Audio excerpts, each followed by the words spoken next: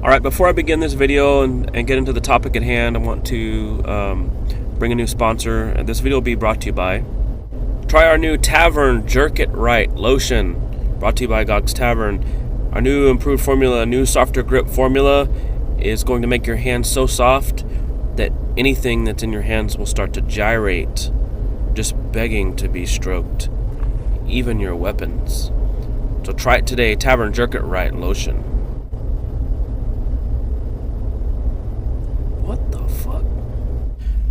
Alright, in this video I wanted to talk about an armor that I actually picked it up last year, and I didn't really like it. It had potential, because I prefer effects over damage, but it was just odd at the time. But there's been some items that's come out, and it's kind of making it a little bit better. So it is the Cherub armor. You can find it if you have the Snugglefest painting at the beginning of that. In that painting, it's that shop that you open by defeating all the 8 little mini quests where I think you fight 2 or 4 monsters in each one. I can't remember. With the half price tokens, it's only like 2,900 tokens. I think it's probably worth picking up, and you could probably use it as a decent wind armor if you're basically a Beastmaster, because of the effects. It's even more effective with resource heal loops, as I really feel like everything is. And so I wanted to show off some of the things that it does. So you have 3 modes. You just click the actual armor here. So it starts off with star arrows, and then if you attack, it's just normal damage. So let's see here. We'll just attack with it. And all of these effects, when they first rolled out, some of these effects I'm going to show you, actually did not work with Hunter Proc, but then some of the players asked for it to be changed, and staff made those changes. So that's where some of this stuff will actually come in handy. Each mode has its basic attack, which does something. In star mode, it's just normal damage or plus 5% or something. And then in this mode, it's basically a harm skill. It's a spell-based skill. So you get harm damage in the armor. Alright. And then you have the heart arrows. And then in the heart arrows mode, on the attack, it's going to attempt control. So we're going to have, and this is going to scale based on wind. So it's 50% at 100% wind, and it's 100% at 200%. And then you have the skill, and this is a little bit weird. So it's basically Prime Chaos Orb for 481 SP. It changes the lean of the monster. I don't know that it changes your lean, but it will cause the monster to take, just making them deal and take more damage. So, then it also does a Wind Elevuln. That's like a weird combo here. I think the Elevuln is 40%. Let's go back in and look.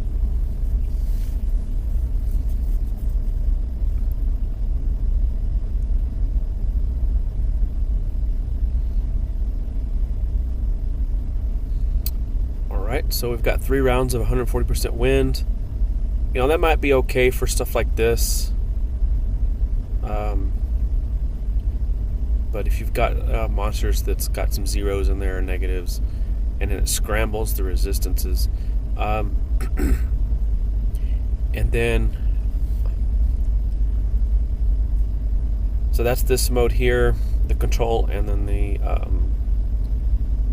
the resistance scramble with the Elevuln, and then you got the broken heart arrows, which I think is the best mode. So this is 100% wind, so I'm gonna show this off real quick. Alright, so normal attacks will do a 29.8 for 2 rounds blind based on wind resistance. So it scales with wind. So we'll show that off real quick. Alright, so we have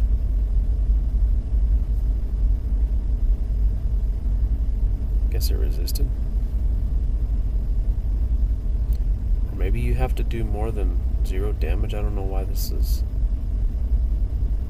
doing 0 damage here. Let's just do something else. There it goes. So 29.8. I guess if you do 0 damage, it's not going to do anything. I guess it's doing 0 damage because that weapon has taken such a hit to damage, and this blind mode is another like 60 something % reduced damage. So maybe it's reduced it down to nothing. And then if you go again, so that's 2 rounds. If you go again, the blind's going to actually increase to 44.7. So the more you attack with it, the more blind starts to set in.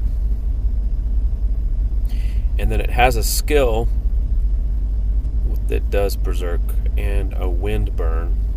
The Berserk is pretty strong, it's 25. So, if you combine the Berserk and the Blind, you're going to start to not be able to be hit. The armor itself is not going to do a lot of damage. You're going to need to be it's going to excel as a Beast Master armor. And so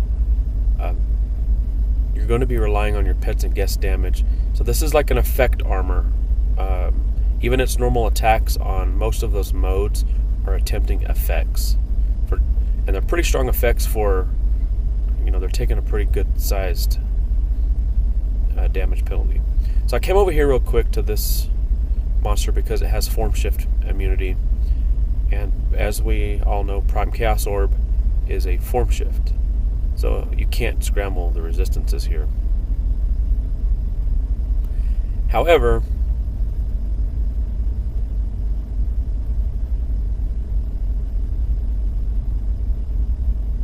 so let's see, we're going to do Heart Arrows, and this is a scramble just like Prime Chaos Orb.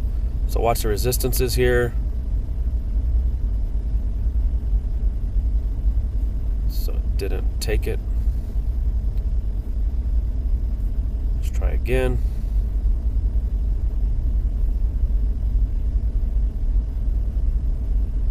It endured again.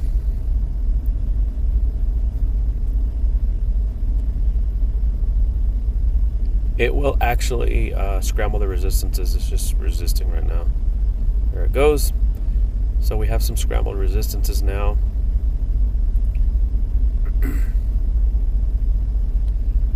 So I don't know if this works on other monsters with form shift immunity or what's going on with it, but if you do run this armor, it is a way to, there it goes again, scrambled. It is a way to bypass, at least until it's fixed.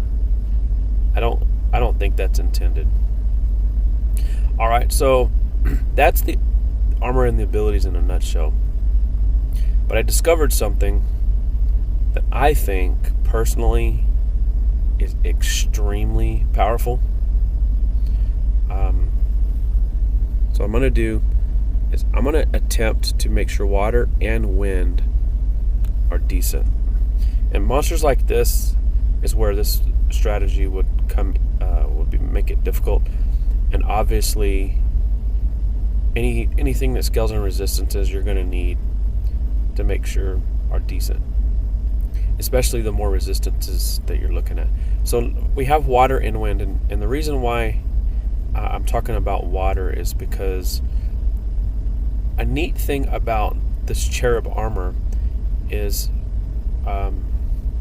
if you have weapons, say like right here, I'm going to do the Crimson Rot, right? So it's doing the skill, but it inflicted the blind because it was coming from the weapon. Okay, so that could potentially have some usage if you were to find some weapons that also inflict blind. I've tested this a while back with alchemical unity. Well, alchemical unity's blind is based on damage. Well, this damage here is not very good at all. So that's not a very good way to go with this armor. It will stack on top of the effect it does, but it's so small that it's really not worth even trying. However, I don't know if anyone remembers, I did show off a certain weapon that came out this year in Talk Like a Pirate Day, and it is called the Cutlass Del Mar. It has a 490 SP clickable skill, and it does 2 rounds of blind if 1 hit connects, or 4 rounds of blind if 2 hits connect. And then it scales based on water. And then if you use it with Cherub armor, it will inflict its own blind scaling based on wind. So just by looking at this, we got 110 water and 100 wind. So you click it and see what happens here. Oh, we got 2 rounds of 39 blind. And actually, I think the water inflicted and the wind version did not in this instance. Let's try again.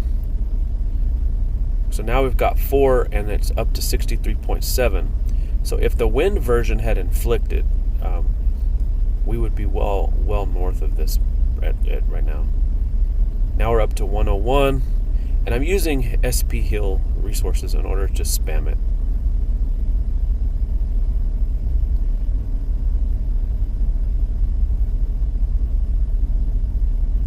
As you can see, it's just going to grow. You only need, about 86 or more on most monsters. If a monster had a positive BTH lean, then of course you would need more. But again, you're able to just spam this. Even if the skill misses, it's going to try to attempt from the armor. As you can see, we're now up to 184. I mean, it gets ridiculous. This is overkill at this point.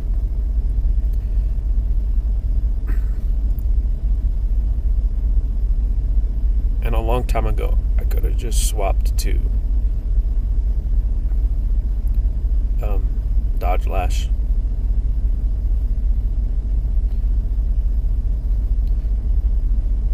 So I just swapped to my Infernal Armor, just so I can just start healing while I Dodge Lash.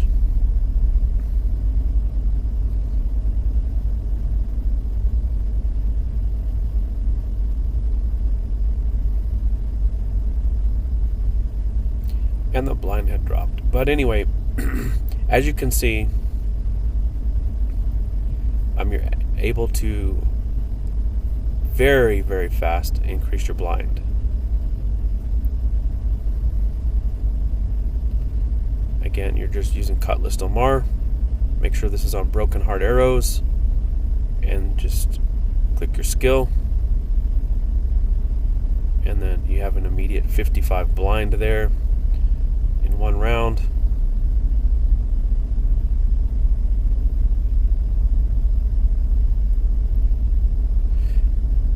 The skill itself from Cutlass Del Mar, I do think it has a negative BTH lean, so you may want to try to find ways to get yourself some BTH just to give it a little bit of oomph, I guess you could say. The weapon has a 50% save, and the armor has a 40% save, so I was using some potence items to help me out there.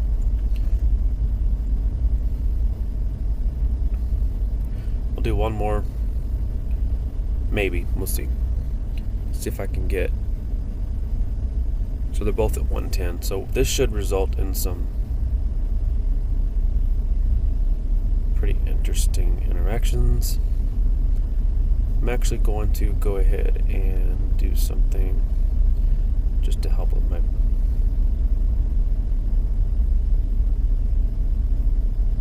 accuracy. So I'm just going to do my plus 50 int there. Alright, so we got a celerity, so I'm actually going to cast it twice. So that's already a 56. And that's at 112. So I won't be hit for the next 4 rounds.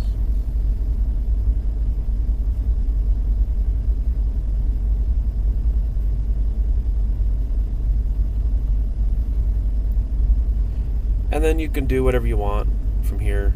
The armor itself's not. You could swap to an offensive armor if you wanted to.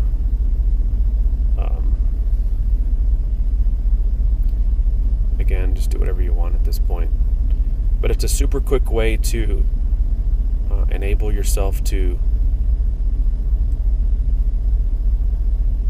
get some really quick blinds, and then just you can play offense at that point.